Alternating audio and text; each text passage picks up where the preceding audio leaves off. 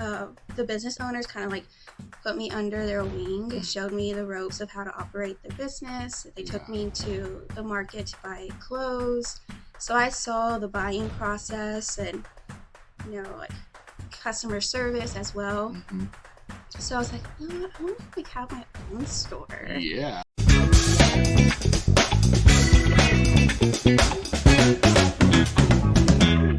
Bam! Welcome to another exciting episode of BAMBizTalk, where we delve into the minds of innovators, disruptors, and trailblazers who are shaping the business landscape in the Permian Basin. I'm your host, Angel Garcia, and today we're joined by a truly inspirational entrepreneur, Soraye Lara. Soraye is the powerhouse behind Unlimited Jewelry, a brand that's redefining the fashion industry one empowering accessory at a time. Unlimited Jewelry isn't just about style. It encapsulates a movement, reminding women across the globe of their inherent strength, hope, and boundless potential. Each meticulously crafted piece is an emblem of resilience and self-belief, a wearable testament to the fact that a woman's ambitions are never confined by her past, but are as limitless as her dreams. Soraye's vision extends beyond the glittering world of jewelry. As the soon-to-be executive director of the Latina Entrepreneur Academy, she's on a mission to unlock the latent leadership prowess of women, giving them the skills and confidence needed to surmount life's hurdles and leave a mark on our communities. In addition to her entrepreneurial pursuits, Soraye is a figure of communal change, dedicating her time and expertise to various nonprofit boards, each aligned with her vision of societal upliftment and empowerment. So buckle up, listeners, as we welcome Soraye Lara to BAMBizTalk, where we're set to uncover the stories, strategies, and insights of this extraordinary leader who's not only designing jewelry, but also crafting a legacy of empowerment and community transformation. Bam! Today is a very special episode with my good friend, Miss Soraye Lara. Hello, Soraye. Hello, Angel. Welcome to the BAMBizTalk podcast. Aw, thank you for having me. Absolutely. It's been a while since I've wanted you on here because you are a local superstar. I don't know about that. Everywhere. Miss Soraye, you are everywhere. Like no matter where I go, Odessa or Midland, there's Soraye. Hey, Soraye, right? And you're so involved. And, you've done so much already at such a young age. You've inspired a lot of people. I think specifically women. Right, but you've inspired a lot of us too, right? Older and younger, of all ages. It's refreshing, and it feels like there's hope. When you talk to you, you know what you're talking about, you know what you're doing, and you're going about it in a really mature, professional way. So, that being said, who is Soraye? Right? Let us know a little bit about yourself, like where you're from and your story. Of course. So I was born in Carlsbad, New Mexico. See, bad? Watch out. And when I was a baby, I came here to Midland. Then my dad was in the oil field, so naturally that brought him to the Dallas area. And that's where I was raised up until I was 15. And I just always loved helping others. I remember in elementary, I was always helping the teachers. They're like, oh, Soraye is so special. She's always helping. Always asking questions. I remember my grandma was like, Soraye, you were so small and you were asking, how did you meet my grandpa? Why? I was always curious. Yes. And wanting to help. Mm-hmm. When I was 15, my dad's job transferred him to South Louisiana. Houma was the town. That's where I graduated high school, and that's where I saw, some financial hardships within my family, just because the oil field, they have their ups and they have their lows, and at that point, offshore was not doing that great, and so my dad took a cut, and I remember it being campus day, and you wore the shirt that you were going to go to college to. I was going to go to LSU. Oh, you were set. Yeah, I was set. I believe I had like 5 universities that I was accepted to. I was pumped. I had orientation signed up. But in the back of my mind, I was like, how am I going to go to college? Because, financially, it just didn't make sense. And I had to sit out the year because it was not realistic for me to go to college. Yeah. So I was a little, down. Like I had all my friends getting excited to go to college. And I'm like, what am I going to do? I couldn't imagine myself being a profession. You had some friends like, I want to be a lawyer. Right. I want to do this. I'm like, you didn't have that. I don't know what I want to be. Because I just couldn't see myself at a 9-to-5 desk. I just couldn't imagine myself doing that. Right. So it was really frustrating. And so I decided, I want to go to college. I want to be the first one in my immediate family to go to college and graduate. And I was like, okay, like I'm not going to feel sorry for myself and just sit at home doing nothing. Good. How can I get myself to college? Well, I got my real estate license. Okay. So I was 18 years old. Wow. And I got my real estate license. And it was a mission of, I'm going to pay for college. Mm-hmm. So here's this little 18-year-old with 30 plus years of my other realtors are way older than I was. And I learned so much about business, confidence, how to conduct yourself in a professional way. Yeah. And, I remember this one client, it was my first one. I was so scared showing the house. I was shaking, trying to open the door, trying to oh yeah, this is the kitchen. It is, and I was looking at the paper, trying to see the square footage. Super nervous, did not know what I was doing. And I remember the husband was like, so how long have you been in real estate? I'm like, 6 months, thinking that was impressive. Yeah.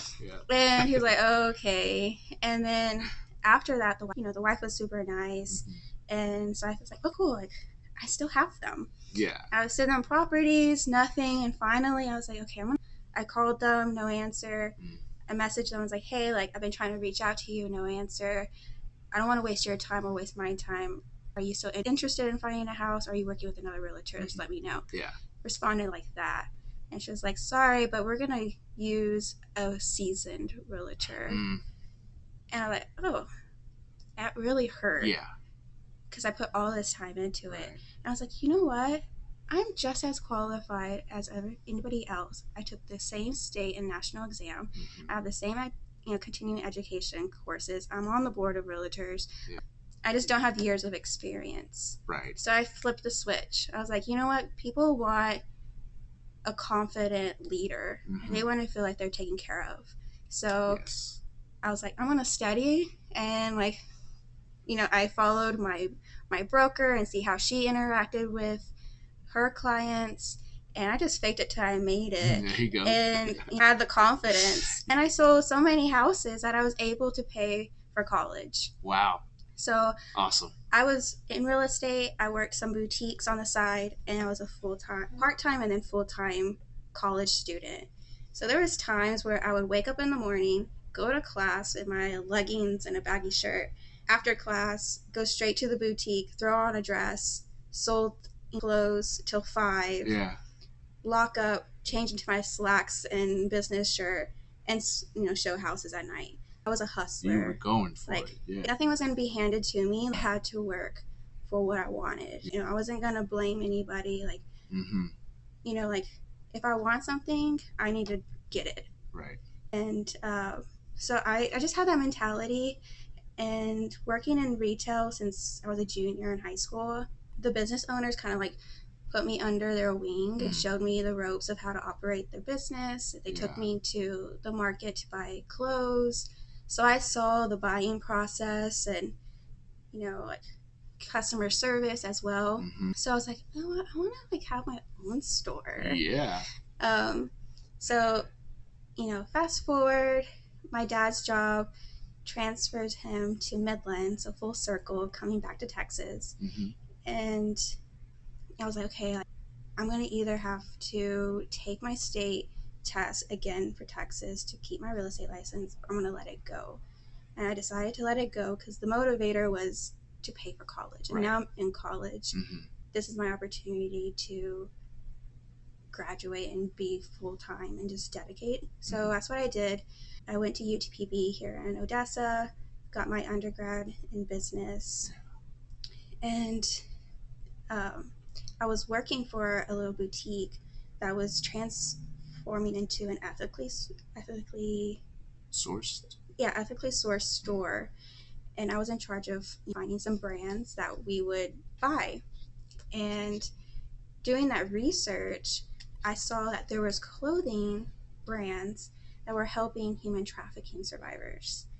And I was like, human trafficking? I didn't know about human trafficking. So I dove in and learned more about it.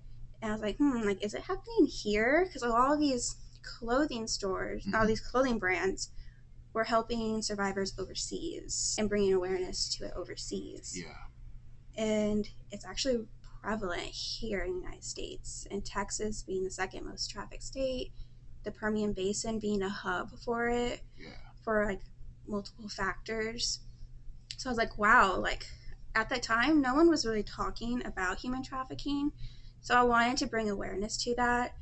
And I thought, I always wanted to start a boutique, with women's fashion, but it just seemed very superficial.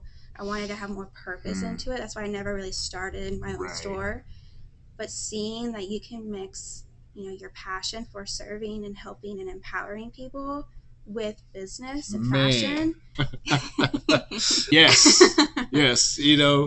Okay, y'all can sit down now. Let her continue. All right.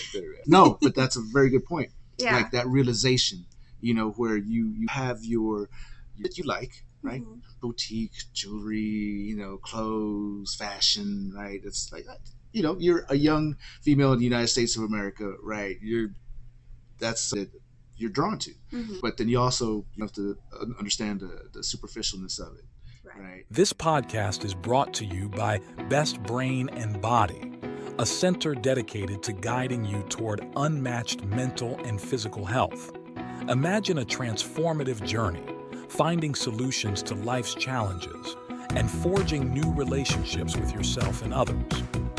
Through tailored coaching, brain health education, and lifestyle enhancements, Best Brain and Body creates a profound connection between the mind, body, and spirit for overall wellness. Best Brain and Body's holistic strategy extends from improving brain functionality to fostering gut health, designed specifically for each individual. The latest wellness research and a dedicated team of certified experts from Amen University and the Institute for Integrative Nutrition are the backbone of Best Brain and Body's commitment to community growth and success. Take the first step towards the best version of your life with Best Brain and Body. Engage with them online or reach out today and start on a steadfast journey toward health and wellness aspirations. Best Brain and Body, where your wellness journey begins. The BAMBizTalk podcast is brought to you by our sponsor, Pachuco's Restaurant. Craving authentic and eclectic cuisine in Midland? Well, Pachuco's has you covered. Located in downtown Midland at the ever-so-legendary and iconic historic building at 316 North Big Spring Street, Pachuco's blends rich and unique flavors in a conveniently pleasant and vibrant atmosphere. Enjoy the highest quality barbecue, savory tacos, burgers, and a variety of other mouth-watering dishes that reflect the spirit of a true Pachuco cuisine. Real, authentic, and just plain different. Check out their menu at www.pachucos432.com or call 432-218-8806 to inquire, or better yet, just show up and get your shine on.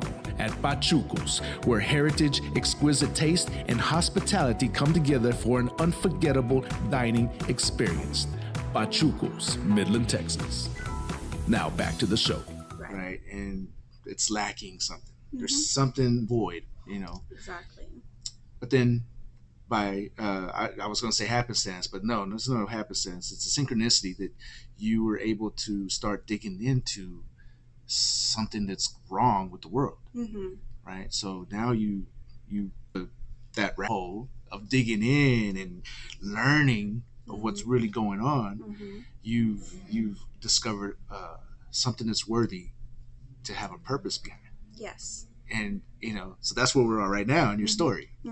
Exactly. That's awesome. Yes. And so I have this journal, and I wrote down my idea, like how I would do it.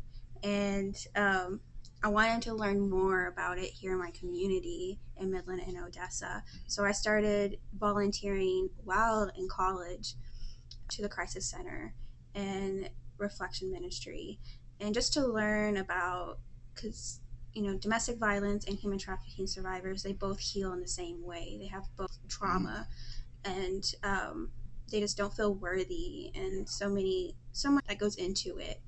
And my mom was a domestic violence survivor, and seeing the strength in a woman, like my mom was in the relationship for 10 years, and when I was born she left because she's like, I can't do this, I can't put another child into this, so she left. And that took a lot of strength. Absolutely.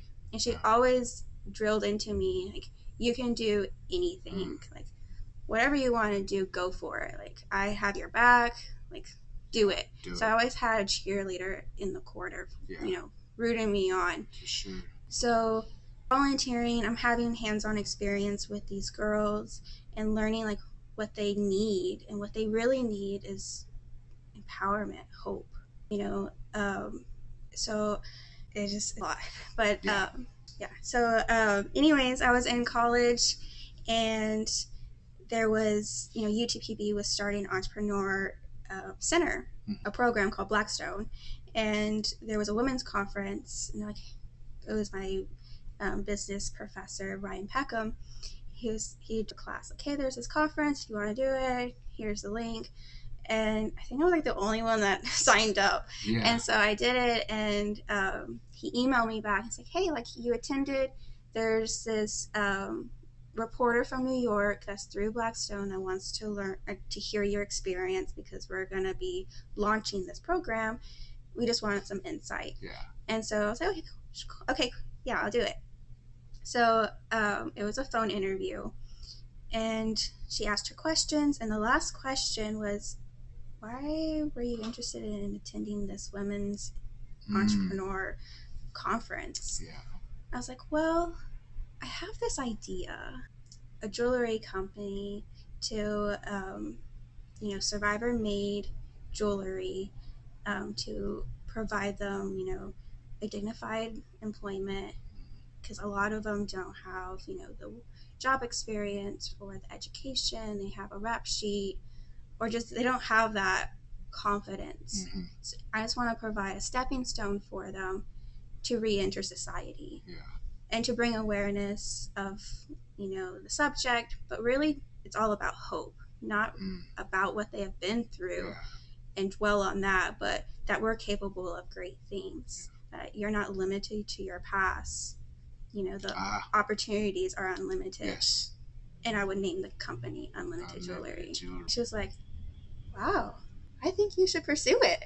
And I hope I get to talk to you when you do. I was like, you think it's good? Really? She was an absolute stranger, and I told her my business idea. Like, I didn't even tell my parents. And I was like, okay, cool. And then she must have told my professor, because he emailed me back, and he was like, hey, like, I heard about your interview and your idea. There's this business, a pitch competition. It's a national pitch competition through Blackstone and Techstars, and I think you should apply for it. And the application's this Friday. I'm like, that's like in 3 days. And so, like I started that year telling myself, I'm going to say yes to more opportunities. I'm going to put myself out there. Soraye would not. So when I got that, email, my natural instincts was no. That's scary. Like, no, I don't want to do that. Avoid it. But I told myself earlier that year to say yes, and just to do it. Get out of your comfort zone. Stretch. So I accepted it. I told him, okay, yes, I'll work on it and I'll submit it by Friday. Well, I went home. I didn't have a logo. And he wanted prototypes, business plan, all the things, financials, everything. In 3 days. In 3 days. Created a logo, and what I really wanted the imagery to be, good. So really putting thought into the process of my logo, just creating the business plan, my mission, my vision, my little elevator pitch, how it'll be structured.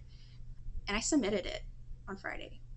And Wow. I was so proud of myself. Awesome. I even reached out to some people in the community to teach me how to make simple like prototypes. I had no idea. Yeah. And I was happy, you know, and I was like, okay, I'm really proud of myself. I said yes. I submitted it on time. That's it. Yeah. No, right. You did something accomplished. Yeah. Okay. I was so happy. Without expectation. No expectations at all. Yeah. I just fulfilled his ask, and that's it. Right. Because I had a lot of respect for him. Like, he was a favorite professor. He got me into investing in the stock market, and he's a great mentor, you know, now that I've graduated. But I would say a week and a half later, I get an email. Congratulations. You're a semi-finalist. Yeah. What? Wow. I was paired with 2 mentors from New York to talk about my business and how we can, you know, get it ready for this pitch competition. Yeah. We had, you know, University of California, we had Stanford, and then you had tiny little UTPB in the competition. But my mentors were like, you have a great idea. Mm-hmm. Like, I think you have, you know, a shot at this. And I had all the support from the university. I had my professor. I started reaching out to other people in the community that could help me. Consulting, Michael and Angel. I'll tell you a full circle story here in a second. Okay.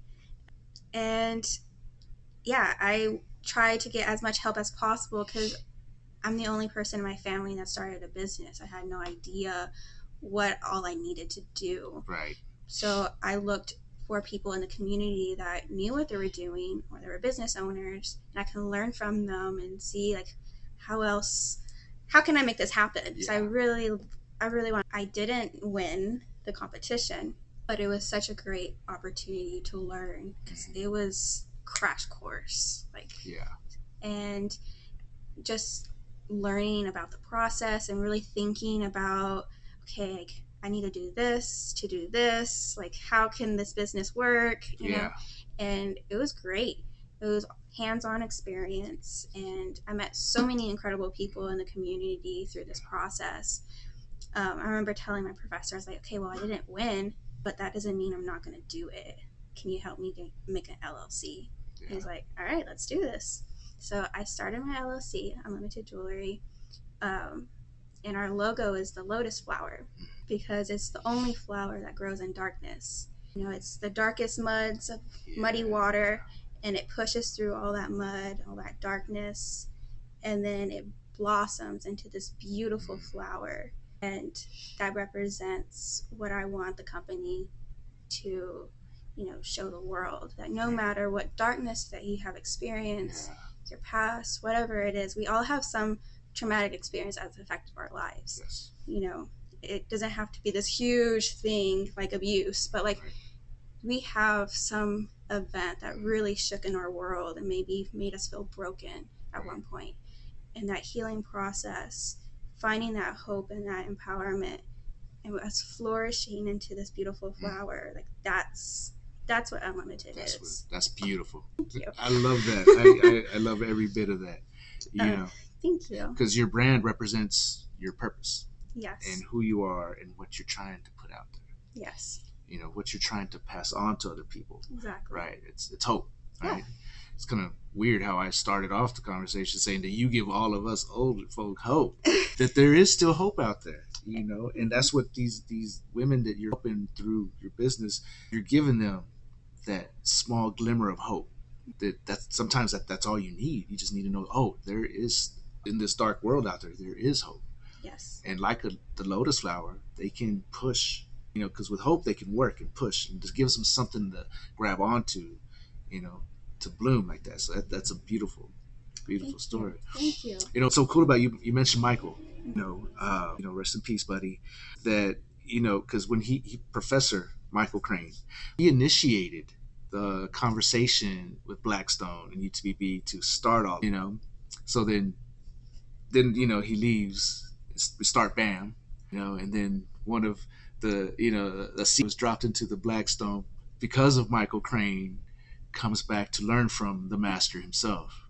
Wow, I never thought of that. But Yeah. yeah. Yeah, you know, the world is synchronistic in so many ways, and sometimes we overlook a lot because it's not obvious at the time. But you know, later on when we're recalling history, it comes back. It's hindsight, right? Hindsight Yeah. is 2020, and we can see, oh wow, there's a purpose in everything. Because I was the first student to be involved in Blackstone. Yeah. At UTPB. I was cover poster Yeah. for the entrepreneurial certificate. But yeah, I went to Michael, and I remember being so scared going into the office because he had this huge desk, and like here's Michael sitting behind it, and I'm like, oh. So I pitched my idea to him, and I had so much from him and from you, and I remember he's like, okay, well, you have to do this. You have to do this research, like really understand this industry and the people that you're wanting to serve. Like, because of him, I got in contact with the local FBI and started learning more about like what's happening really here. Actual stories here at Midland and Odessa. So much support from him. I remember making pieces at his office. Yeah, we gave you a little cubicle for you to work in. And I was showing him my designs. I was like, what do you think about this? And he's like, you made that? That's great. And I'm like, oh, thank you. He was always so proud of you. Aww. He saw that you had potential from the get-go. And he's impacted so many lives. Yes, he has. Yeah. It's awesome that you're one of them. I miss him. He's greatly missed. Absolutely. Yeah, me too, by a lot of people. The world misses him. Yes. But in what you do and carrying on and what you're doing, he would still be so proud of you. And that's why I do what I do, even with the higher intensity of where I was before. Because hey man, I can't go man down. I didn't want to before, but now it's how do you say it? I don't know. It's more obvious now. It's like more impactful. You're carrying on. Yeah. What he has started. Right. In his honor. Yes. Yeah. Definitely carrying the flag. Yeah.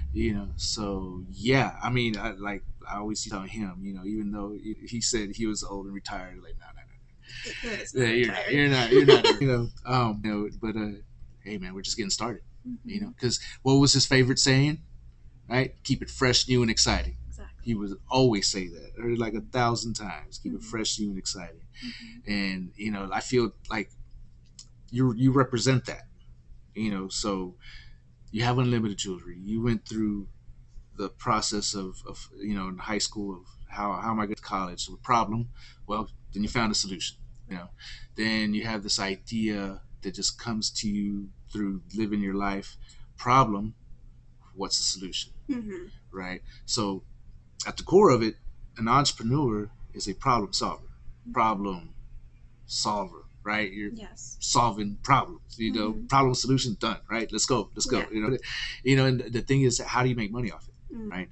Because you actually went through the entire Ikigai diagram. Have you heard of that? Ikigai? Right? So what do you love? Right? What are you good at?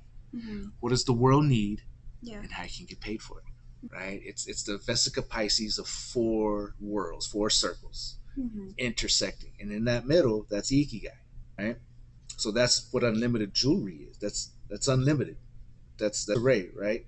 It's what you love. It's what you're good at. The world needs it, and you can get paid for it. Right. Yeah. So that's if you kind of look at that, I just hold on, mind blows. That's a lotus flower.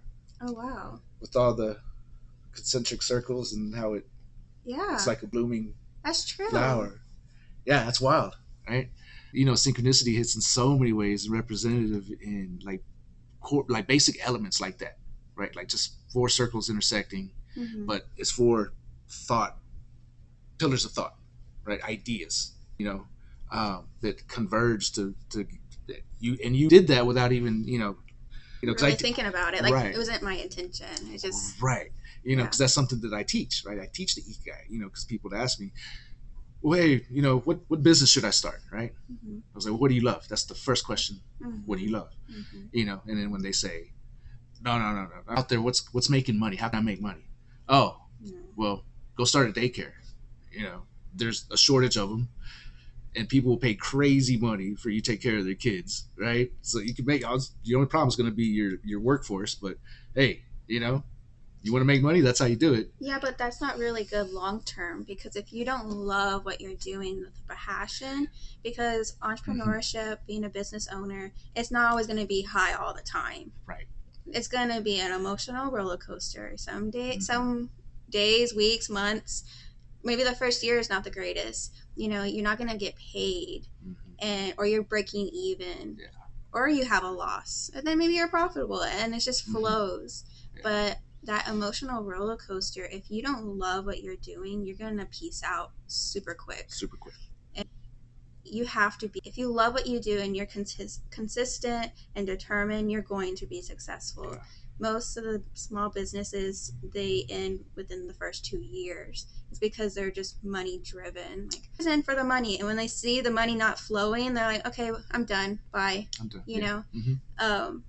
Like Unlimited, I've been doing this going on like 3 years. Yeah, it is 3 years. And I've been consistently putting in work into the business and internalizing it. Like, I live and breathe Unlimited. Like, I am now the brand, the personal brand. Like, those are my principles, the pillars of empowering and providing opportunity to people. That's what the company is about. And now I have people that I don't even know. Oh, you have Unlimited. Or what's the business you have? Unlimited Jewelry. That's right. You're Unlimited. Yeah. And I'm like, how do you know? I have a friend that was wearing a necklace that was Unlimited. And she was at this convention at Midland. And she was, oh, I love Unlimited. And she was like, oh, yeah. Oh, yeah. The brand awareness is out there, but that's because it's something that I love. So I put in the work, even though it does, at first it didn't make me a lot of money, but it's something I loved, and I was very consistent at it, It's key. And so you're going to see the fruit of your labor. Ryan Peckham, who is also my mentor that helped start, the LLC for Unlimited, he has a successful investing firm in Midland, and he has friends tell him, like, how are you so successful? Like, what are you doing? What's your secret? He's like, dude, I'm just consistent. Like, this is what I do. This is what I love to do. And I have become a expert at what I do, because I'm putting in so much hours into it about, my industry and everything. Like, it's just bound to happen. Like, you start a business and then you quit and start something else. Like, there's nothing that's stable. You're always just quitting and quitting and quitting. I think that's what really sets you apart. Yeah. Consistency is key. Absolutely. You got to grind it every day, all the time. Of course, that comes like with those ups and downs.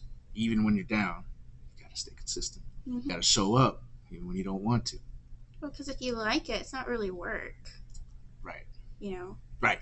Absolutely. It's kind of fun. Like, I love helping and serving people. I feel like that's my purpose here on earth, is to add value to somebody's life. Yes. I remember I had an interview with a local news station, and there was a survivor that I've met, and she wanted to start a nonprofit, and I gave her the resources to start a nonprofit, and now I serve on her board. She helps women that have gone through trauma, but focuses on mental health. And I went up to her.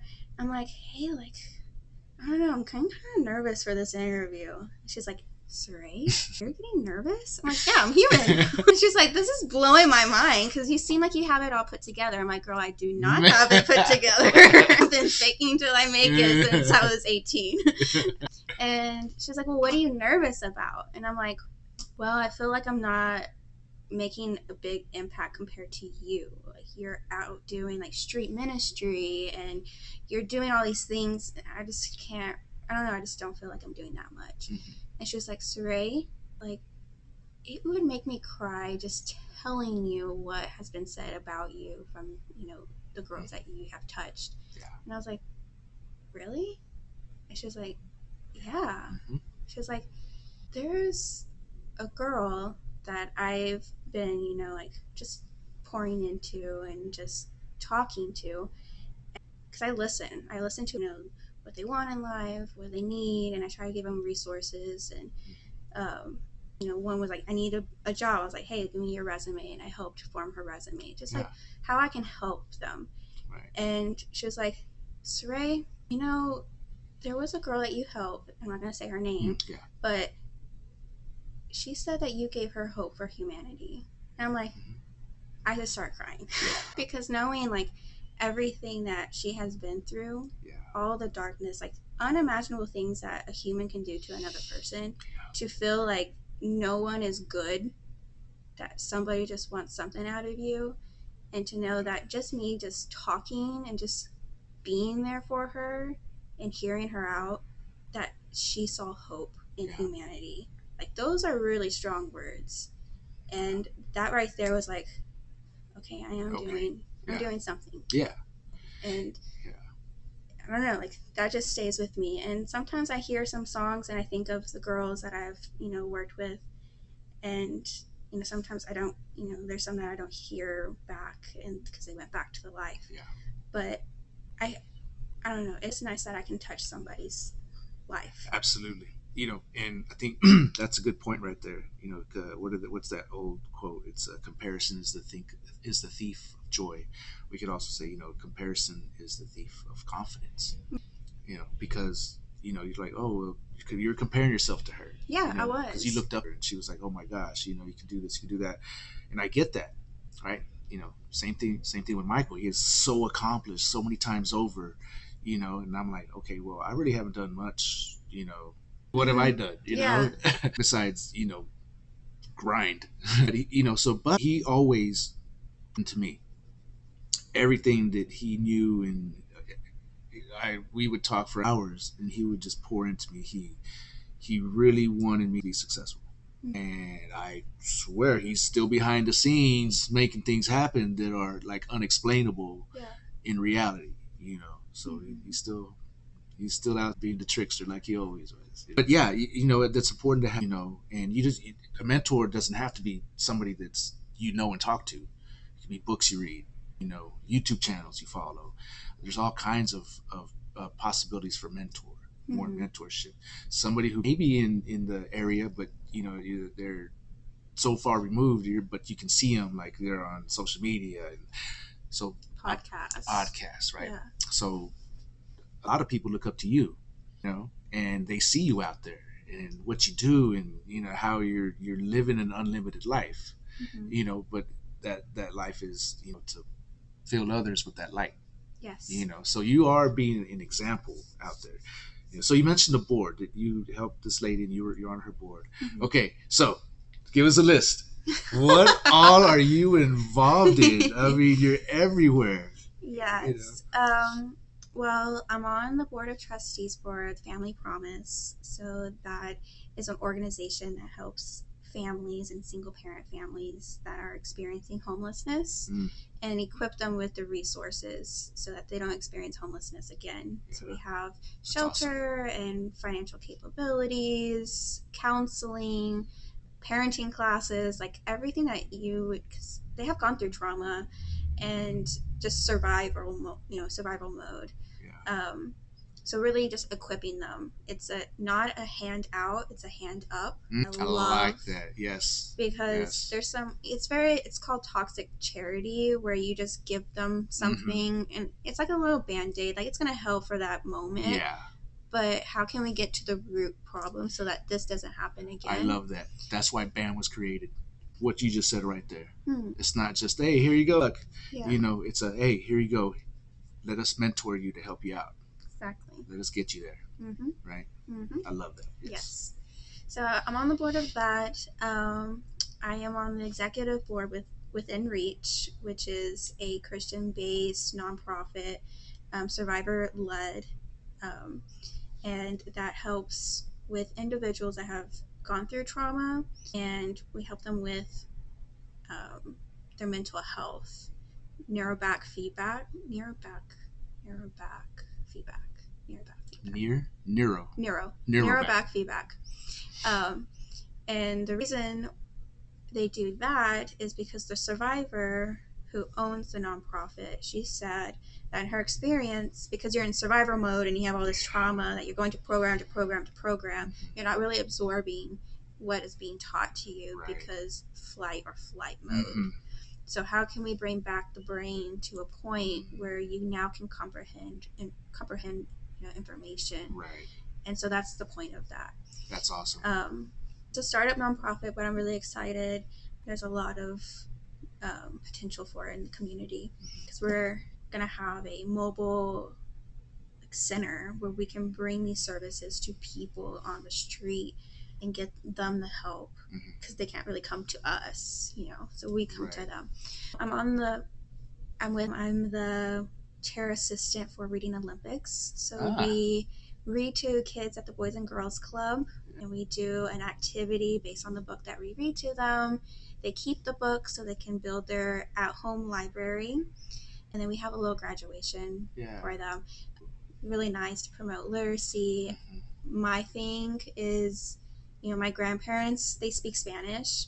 My mom is bilingual, and then English is my first language, and I'm learning Spanish. I'm not fluent, but I see the importance of being bilingual. Yes. Yeah. And now that I'm in leadership for Reading Olympics, I really want to provide bilingual books because in these homes where the parents speak Spanish and the child is English and Spanish, when they bring home a book that's English, it's hard. It's that responsibility for a child to read this book on their own. If we have a bilingual book, then at least the parents can get involved and read to them, and maybe they're learning English too because it's bilingual. Right. So I have partnered with Complex Community Federal Credit Union, and they have donated some bilingual books, so we'll be giving the children some bilingual books. Complex Community is a great credit union. Yes, they're all about financial literacy and education in the community. They're involved in schools. I volunteer with them sometimes because they have a lot of community events. I am also part of the Laura Bush Ladies for Literacy through the Literacy Coalition of the Permian Basin. Okay. So the Literacy Coalition of the Permian Basin brings awareness to low literacy rates here in the Permian Basin. So a majority of the workforce here reads up to a third grade level. And it's a lot of people are just getting by, with reading, but they fully can't grasp. Yeah. Right. So we need to bring up those literacy rates and promote a love of early reading for children, but also adult literacy as well. So the Laura Bush Ladies for Literacy is a group of women that promotes literacy here in the community through volunteers, book clubs. We did a literacy summit at the Wagner Noel, and we volunteered there to inform educators and government agencies about how can we work together to better our community through literacy, because it goes into the workforce, so I'm involved in that. Well, when I was in college, I was on the junior board for BAM. Yes, you were. Absolutely. We created that board just for you. Yes, I was on there. I was a certified sexual assault advocate for the Crisis Center of West Texas. So when somebody was assaulted and they called 911 and went to the hospital, they were asked if you wanted a advocate. They can say yes or no. Well, if they said yes, then we would be called out to the hospital. You get the bat signal. Yes, we got the bat signal. And just be there for her, guide her through the process, because it's a very scary thing when it just has happened to you, and then you have law enforcement and medical, and it's a lot. So I did that while I was in college as well. Now I'm going to be I'm the upcoming director of the Latina Entrepreneur Academy. Yay! So with that, I started as a student 3 years ago, and I was asked to speak at the graduation when I was a student. The next year, they're like, we want you back for the graduation. Can you talk to the new class? Yes, of course. And then this is my third year. They're like, okay, can you co-host it because we want you to run it? Because on the fourth year, we want you to be the director and it'll be yours. Yeah. I was like, yes, that's an honor. Like full circle, student to teacher. Wow. You want to know another full circle little story in that you probably don't know? What? BAM facilitated the first grant for the first year Latina Entrepreneur Academy. That is crazy. Yeah. Yeah. Mike was designed the so yeah, it's he'd be so to see you to actually become the director of it. I know I am. Oh. But I know my buddy would be incredibly proud and want to help you as much as possible. Oh, thank you. Yeah. Entrepreneurs and small business owners, are you searching for ways of taking your business to the next level? BAM is your answer. We specialize in crafting high-performance marketing strategies that put your brand front and center right in the palm of your customers' hands. Not only can we create a premium website full of features that optimize your social media and digital marketing presence, but we ensure that your brand gets multiple views from your target audience and even those visiting your competition. BAM is your go-to solution in the Permian Basin. But we're not just about digital and social media marketing. We're a one-stop shop offering a spectrum of services including business mentorship, strategic planning, market research, and access to capital. That's right. We can get you funding to expand your business. With BAM, you're not just getting a service, you're gaining a partner committed to your growth for the life of your business. Our team of experts in small business development will be with you every step of the way, offering the guidance, support, and services you need. So why wait? Kickstart your journey to success today. Call us to set up a free consultation and discover how BAM can help your business soar above the rest. 432-247-8840. Call today. Get your business launched. Thank you. What a small world. Well, I mean, Michael Crane's in it. Yeah, I mean, it's a big involved in a lot of things. There's a lot going on, and he's a catalyst. He was he make things happen. Mm-hmm. You know, what this one lady called him the transformer, because he comes in, he transforms, right? Mm-hmm. And I love that analogy about Michael. You know, because I've always seen myself like I'm an alchemist. So it's kind of the same thing, right? Coming in to transform lead to gold, right? Like you're taking something and you're making it better, mm-hmm. right? You're passing that along. Mm-hmm. You're you're creating other alchemists, other transformers. So yeah. So I love it. I love the full stories here that we didn't even know. Michael's everywhere. Fingerprints are everywhere. Yes. Well, I will keep that in mind. So when I lead, I'll think of Michael. But I'm really excited. We actually start the classes. Yes. They're every Saturday here in the month of May from 9 to 2. And it's a business crash course. You know, we have current... Oh, go ahead. Yeah. Sorry, my computer's about to die. So, sorry, guys. Good. We edited it. I am so sorry. Have you seen a sign-in sheet with vendor's name on it? All information's over there. From the other time. She said she left it up here. A vendor sheet? Yeah. I'm like, I don't know where she... I didn't see a vendor sheet. No, vendor? Yeah, the last meeting, and I'm like, I didn't see nothing. Okay. Let's wait. Yeah. Okay. So, what's really cool is we have current and aspiring business owners attend this academy.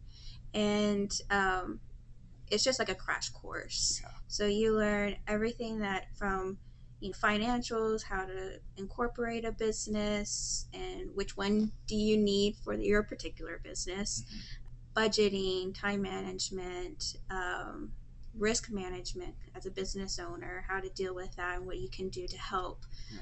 Business plan is a big thing. And these ladies, it's a bilingual class. It's mostly in English, but we'll throw in a little bit of Spanish. Yeah. And these ladies are getting to hear from successful business owners themselves. So we're not teaching out of a book. We're not reading anything. We have business owners, local business owners, come into the classroom, talk about their story, what they have learned in their process, and then teach a particular subject that is business related. Yeah. And they have an opportunity to ask questions. And these business owners, they care. I mean, they're here on the weekend pouring into these ladies, and it's a great opportunity for them to have access to a mentor. Yes. People that have already done it, they're successful, and they're here locally, so they can talk to them, they can meet with them. It's just really powerful. And then the ladies, they network with each other, how they can help. Like, we did a little session where they had to write their business plan, get them starting to think about what they need to put into it. And they were like asking each other questions like, hey, what would you do for this? Well, I think this. And it's just so nice for them to start thinking, and they're helping each other, because that's what it's about. It's about empowering each other. This is our network, and you don't know if this person may know another person that can help you get you to where you're going. And we're all in the same boat. Like, even if you have a business or you're aspiring, you're needing help and you want guidance. That's why you're here. We're all in the same boat. Let's help each other get to where we want to be. And we have a graduation little ceremony where they get their certificate. We'll have guest speakers talking to them, and then they have an opportunity to get a micro grant for their business. So they'll submit their business plans before graduation. We'll select the best one, and then they would get something that they can apply to their business. Awesome. And like we talked about, living the unlimited lifestyle, I feel like this, I do have my hands in a lot of things, but they all have something in common, and that is empowering others. I am in business, and I want other people to pursue their dreams. We can do it. Nothing is impossible.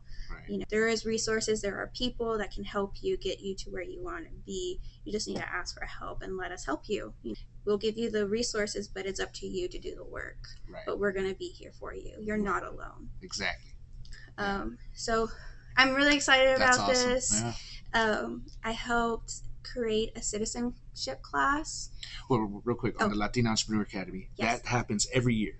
Yes, it happens every year. So if somebody wants to get involved, they just keep a lookout on the Latina Entrepreneur social media page, and when you start taking applications, or how does that? Yes, so we do have a Facebook.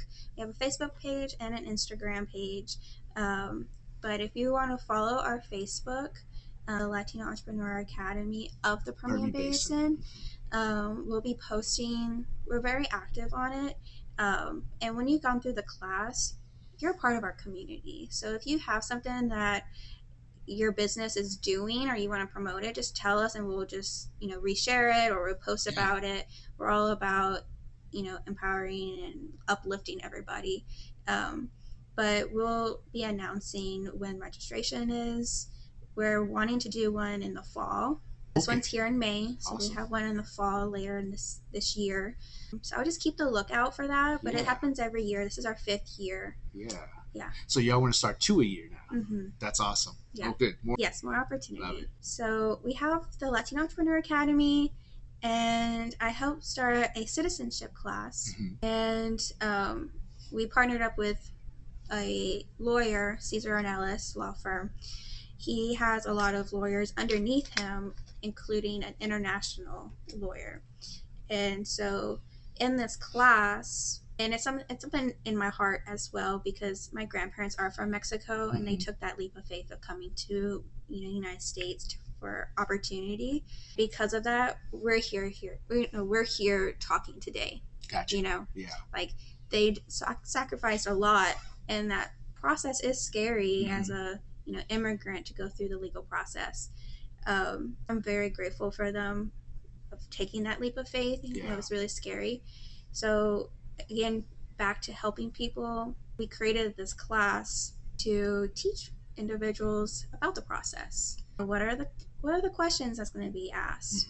You're going to need to know about U.S. history and civil. We'll talk about that. We have a lawyer coming to them for free, so they have an opportunity to ask questions, talk about their situation. We did mock interviews, so they can not be scared, because it is intimidating when you go over there and someone's asking you all these 100 questions back to back. And they're not being so nice when and they're asking not those that questions. nice, and that's part of the process. And so to, teach them, like, hey, like, be calm, this is part of the process, and just build their confidence, because they're going to be used to the questions. And so that is happening right now, and we're some really exciting things that I can't announce, but it's on the same lines of citizenship that I'll be a part of. And that's is it a class, or is it you're going to speak at the LULAC state convention? So that is a class, and it's every Saturday as well. But we have a LULAC convention, state convention, that's this month. It's next week. Right. And I was part of the committee. I'm a council on the local LULAC. So I was helping to create the convention. Gotcha. So I work with Teresa. She's the local director here for the chapter, and I've been helping her with the convention.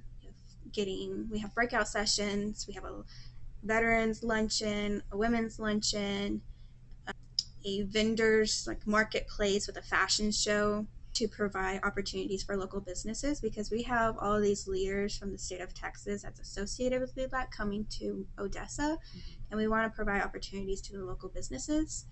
And then we have a casino night, which is something I'm happy and really excited about, because proceeds will go towards the Latina Entrepreneur Academy. So I'm getting really excited. I still need to buy my dress, but I'm getting really excited. And we put a lot of work. Our committee has been meeting so many times, and just, their volunteer hours to make this happen. We have people from Houston that are really big in like the LULAC organization, and they're super impressed. They're like, this is gonna be like the best convention ever, like y'all are going all out. And we're like, well, we're gonna put Odessa on the map, like there is stuff here. We're gonna make an impression. Awesome. Awesome. So you see, you just threw something else there that was on the list. What else is you missing? I think that's it. Is it? Okay. Yeah, no, that's amazing what you're doing. Yeah, and you're right. You're involved in so many different things, right? But it all does have that same core, right? And I think I can relate, because BAM has all kinds of different things going on. We have irons in the fire, and it seems like I just keep wanting to throw in more irons in the fire. But I think, like you said, they all have something that is still there. We're still doing our core purpose. It just has different faces, I guess, different aspects to it. Yeah. And that's what's needed, for full coverage. Because I feel if you specialize, that's good. That's a good strategy, right? Because you get to zero in on one thing and preach that all the time, especially when you're about to get a service or a market out, service or product out into the market. You want to be very defined as possible, because that's the tip of the spear, right? When you have a certain target demographic. Yes, I was just asked the other day, our product, everybody knows our product, right? I was like, okay, I get that, right? But you really got to narrow in and define who you're serving and what's the purpose of why you're serving that. And then you make that successful. That's your proof of concept. Then you can expand that, because you already been through it and you know how to do it now. Yeah. And so it's naturally going to morph and evolve, right? And grow, right? Because that's what we do. That's like, I heard this other day, because the age-old question, what's the purpose of life, right? Well, somebody just said, well, I think the purpose of life is growth. Yeah. Right? It's just to grow, right? If you're a plant and you start out as a seed, well, your purpose is to grow, right? You grow until you can't grow anymore. Then you get regenerated back into the soil, right? Same thing for humans. We're born and we're obviously growing. We grow. And even physically, when we reach full physical maturity, well, we're still changing, right? Physically, the aging process starts to take place. But you also have something else in there. I like to believe we have a spirit, right? That here for a reason and a purpose, and we work on that to grow it.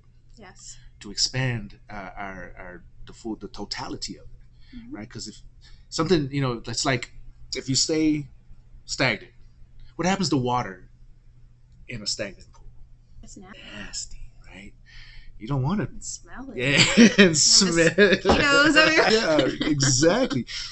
But if it's flowing, clear. It's clear. It's growing. It's energetic. It's fresh. And it feels good. And it tastes good. And it doesn't have all that nasty stuff in it. It just pushes it out. And, it flows. It flows, grows, right? You gotta keep it moving, keep it fresh, new, and exciting, like Michael says. And that's the reason he pushed that so much, because it's a simple way to say how you should live life, right? Because he even related it to a relationship, a marriage. Keep it fresh, new, and exciting. You have to, or you're gonna start to have problems at home. You're gonna start problems in relationships, and because anything that stays stagnant and still. When you're first talking and how you've grown from when you first got that email, you're like, you just wanted to ignore it. Like, no. Imagine you now getting that email. You'd be like, oh, man, it's an opportunity. Let's go, right? But you've grown past that. You're pushed through the mud. You've come out and you're bloomed, right? Yes. So now you're passing that on. So I think it's a beautiful story.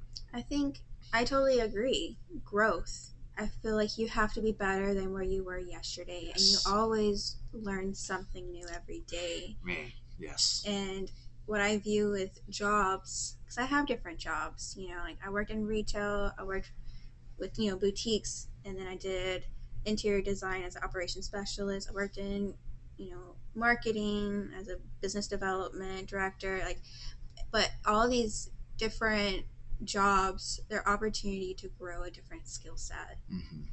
That's how I view jobs, and how I view people. I can learn something from each person I meet. Either it's something that I want to apply to my life, or something that I don't want to apply to my life. Yes. 100%. But always growing and being better than what you were yesterday, and adding value. My motto in life is I'm going to add value to somebody's life. Always about adding value. I'm going to over deliver. And I feel like when you add value, you also receive, when you give, you also receive too. For sure. I just feel like that's the universe, I don't know. I really believe in growth and adding value. I add value to your products. What can I do to add value to your products? How can I serve you? Yeah. And value, and it is all about value. When you're putting together your business plan, right? You're the core of everything that you have going on, the expenses that you have to put out there, and the revenue streams that you're creating, right?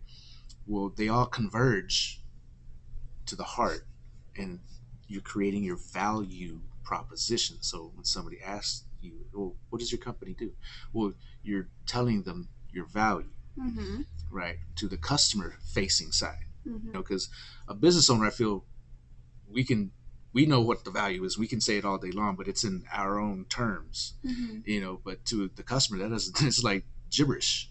So how do you articulate that value proposition to where the customer understands? It's a whole the gem of marketing, right? If you can figure that out, then you can market well. It's how you communicate. Having that little elevator pitch, just fine tuning, because it has changed since I started Unlimited to now, and then you start saying it so many times, you internalize it. But for example, if someone says what do you do? I'm not going to say I sell jewelry. Right. I have a company that empowers women through fashion. I love that. It's okay. It's I'm selling jewelry, but you see the value in it. It's all about empowering women. Right. Yeah. That's awesome. Yeah. See, and right, it is evolving. It's growing. Yeah. It's growing with you. It's growing with you. Yeah. It's a living thing. It is a living, breathing thing, right? Just, like talking about a business plan. It is a living, breathing document.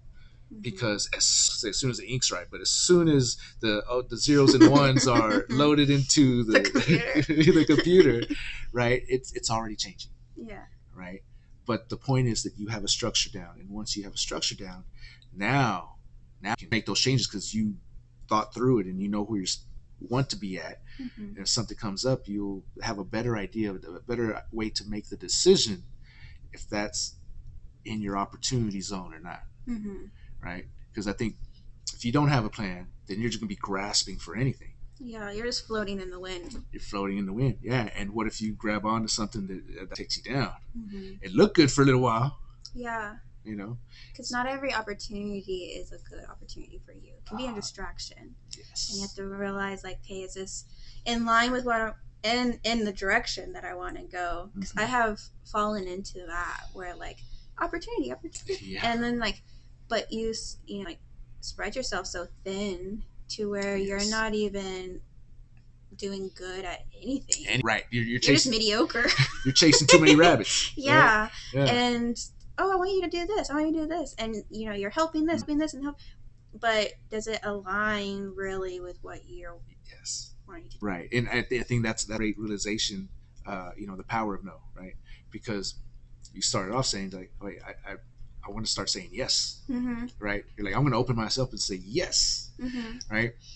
But now you've grown so much where now you realize, okay, now I need to learn no, right? It's replacing the word balance with harmony. So practicing in that right now, it's a harmony, right? Of you have to, yes, there's some things where you have, yes, right? No matter what, because if you're in a spot where you need to grow, to say yes to grow, yes, and now you're at a place where you need to say no to grow. Finding that, you know, because there's a like a we'll call it like an ancient kind of story, I guess. Forgot the name of it. I love history, so this ancient story. Right, but it's okay. So I don't know who it was. Just call it the Confucius or something, right? The Buddha or something. Well, he had 3 students, and each one of them wanted to know, you know, what was the best way to learn meditation, right? You know, what's the best way to be, right? And so he told each one of them different things because they were each in different places in their life. And so for you, for example, you back then, you know, he would have told you, say yes to everything. And you had that realization, oh, say yes to everything, right? But then future you now, if giving you that same advice now wouldn't be good advice. No. Because you are 2 different people at this point. Yeah. Right? With 2 different mental states. So it's not the same answer. Right? So it's relative. Like everything's relative, right? Yeah. But it's still, so to have the same answer every time for everything like a hammer, it just doesn't work. That reminds me of the saying, because you're talking about life and how you were before and now and how you're different because of that growth. And there was a saying, life did not get easier, you just got smarter. I was like, that's true. Yeah, it is.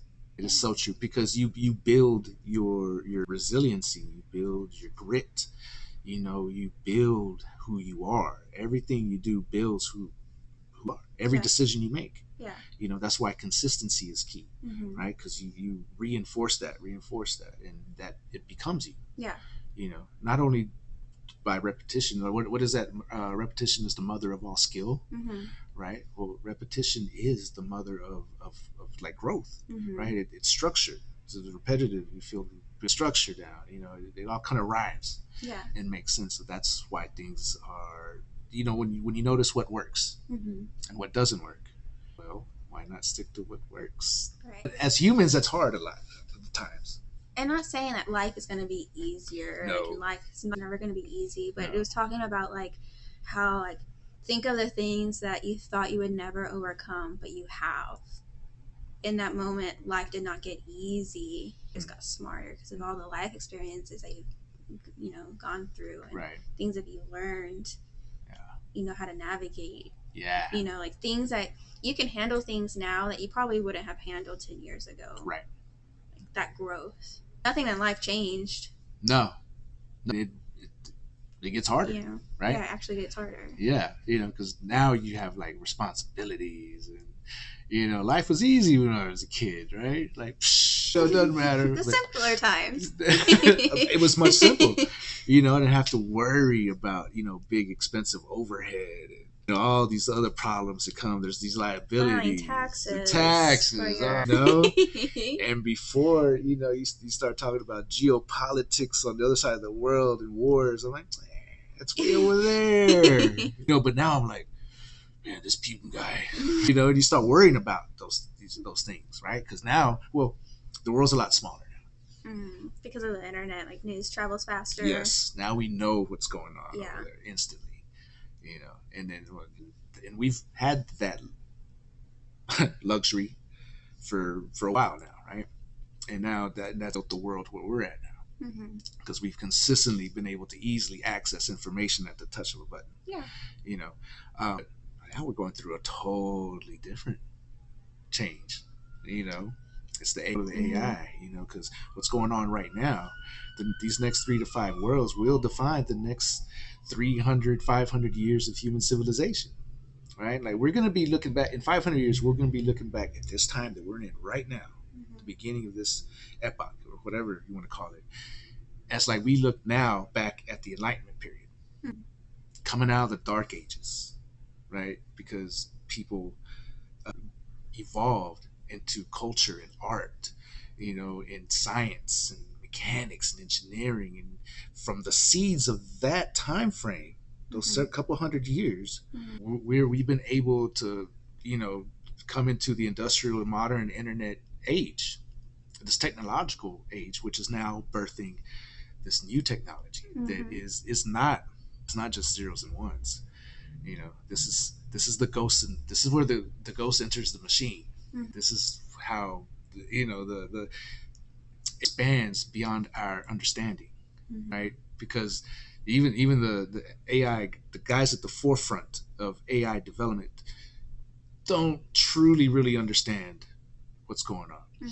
Just like the quantum computing mechanic guys, they get it, but they really can't explain, because there's that unknown, and then there's they know there's the known unknown, but then there's the unknown that you have to account for as well, right? So this whole AI that we're coming into, it's world changing.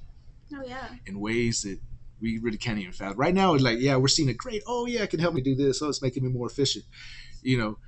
But what's beyond that on the other side? Like, which sci-fi movie got it right? Yeah. But it is interesting times, and I think it's really great times to grow and to get involved and to find your purpose. What is that? Like, people listening right now, right? If feel unfulfilled, if they're in a job that they just dread waking up to go to every day, just can't wait, to watching that clock. What time is it? Okay, are my lords gonna let me out? Am I gonna get trouble if I leave at 4:59? Or am I gonna get a slap on the wrist? Or can I leave now? But you're not present. You're not there. Your mind's somewhere else. So you can figure out what's that purpose. Why are you born? Right? Mark Twain. Right? What did he say? I think he's the one that said it. Might be wrong. Sorry, people, but I think it was Mark Twain that said, there's a day you're born, when you're born, right? And then there's a day you find out why you were born. So you really have like 2 birthdays. There's 2 yous. Yeah. So I mean, that's if people are unfulfilled, well, you can search and find your purpose. It's there the whole time. It's just you have to uncover it. Yeah. Discover it, right? But I think like identifying like things that you like. Like, me, I'm a people's person. Like, I love talking to people, meeting people, learning about what they're doing. So like, I'm in marketing, and so I help nonprofits, and I feel like I'm a part of them because I'm helping fulfill their mission. So it's like fulfilling. It's good, but I'm people, facing, right. facing, and I love that. I remember I took a job for money, which is the worst decision ever. Yeah. And I hated it. It was I had my own office, which is like, oh, I want my own office. Right. It was an L-shaped desk with like multiple screens, and I just thought it was bougie. And so I took it literally on the second day. I remember looking at the computer saying, I think I made the worst decision of my life. Because it was so like repetitive of just looking at the screen, approving things, and then that's it, and then clock out. And I struggled with that job. I lasted there for like 2 weeks. I was in and out. Sounds like 2 years. It was the longest 2 weeks ever, and I was miserable. And I remember, like, I'm so young, I can't be hating going to work, right. And it made me realize I like being around people. Yeah. I'm a social person. I need to be out there. I can't be sitting at a desk still. I need to be outgoing. And so that job was I was really grateful for that job because it made me realize what I don't like. And I'm not going to settle for that ever again. And I told the employer, I was like, look, before you train me any further, it'll be a waste of your time and a waste of my time because this is not a long-term thing. And they were like, okay, like, we respect that. Like, you're not going to just clock in and clock out for a paycheck. Like, you have to like what you do. Yeah. And so I left and went in marketing, and I'm, and also doing my business and all these other projects. They have, the core value of serving others, but they're also in front of people, and I'm engaging with people in conversations. Like, I love that. Yeah. It feels like a community. And that's what I love about Midland and Odessa, because people here are just so welcoming and loving and just want to help and get involved. It's different. Yeah. And I tell that to everybody. Like, they're like, oh, do you like living in Midland? Because I also lived in Odessa for a little bit. And I was like, I love it. And they're like, why?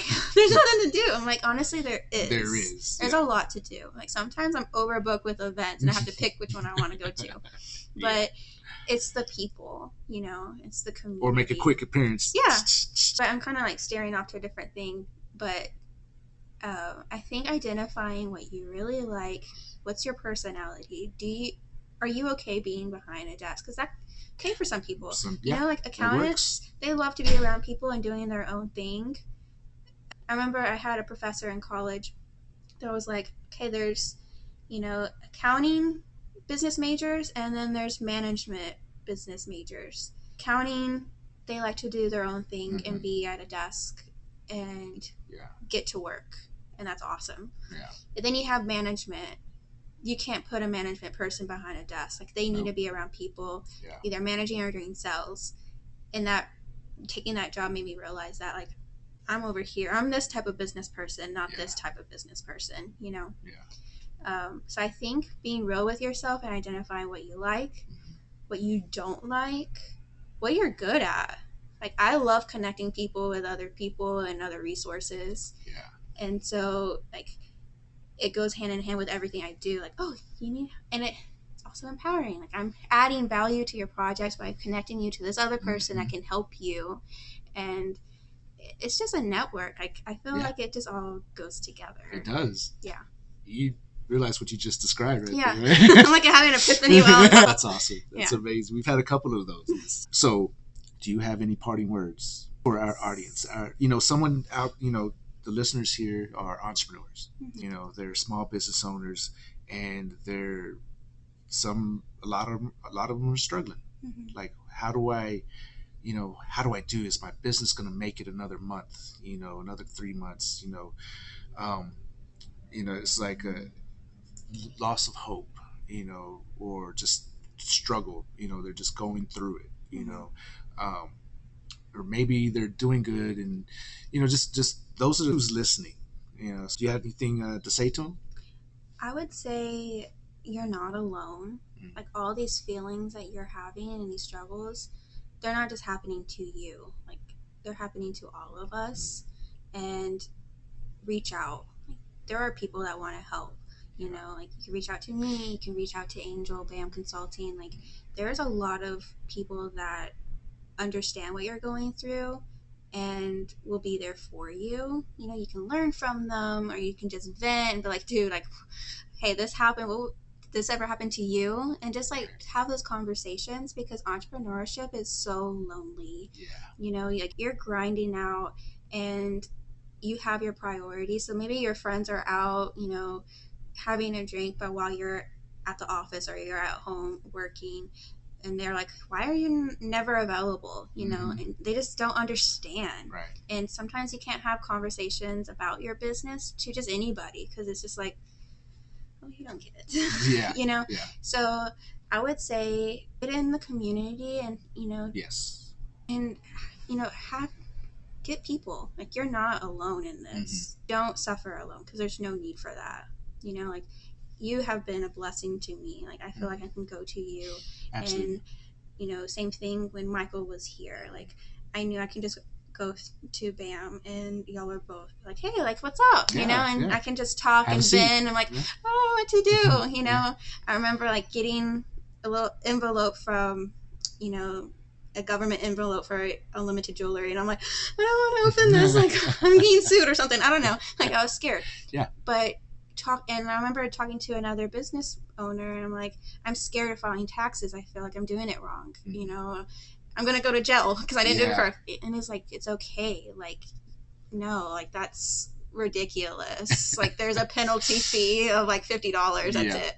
But like, I didn't know. But surrounding yourself with other people that are in business can bring you back down to earth. And so, because I was really scared, and I felt alone, and I was procrastinating things because I didn't want to deal with it. You know, I don't want to look at the bank account.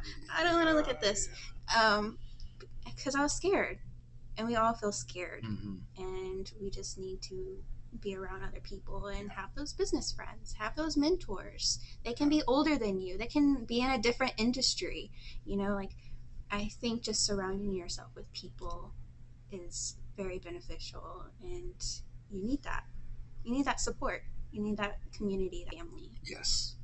That's a good point, because we do. We need each other. Yeah. Right. That's how we grow together. You know. Well, Miss Soraye, it's been a pleasure to have you on the podcast. And how can if somebody wants to get involved, what's the best way to get a hold of you? Where do they follow you on social media? You know, what's the... Yes, I have a business platform for Unlimited. My Instagram handle is Shop Unlimited Jewelry, and then Unlimited Jewelry as well on Facebook. You can reach out to me on my personal Instagram, Soraye.Lara. That's SORAYE.LARA, and as well as Facebook. And we have a website for Unlimited Jewelry, shop at unlimitedjewelry.com. But yeah, I mean, you can always reach out to me. I love just helping people. And if you want to start a business, or you just need someone to talk to, like, I'm here. Maybe the nonprofit world is something that you're interested in. You want to get plugged in, or maybe you want to start one, whatever. I can definitely, you know, help you out and give you some resources and connect you with some people that can really benefit you. Awesome. Well, thank you very much. Well, thank you for having me. Absolutely. Looking forward to how you grow. Well, thank you. Well, you're growing with me. Let's Taking go. you with me. Let's go. All right. Bye-bye. All right. Bye.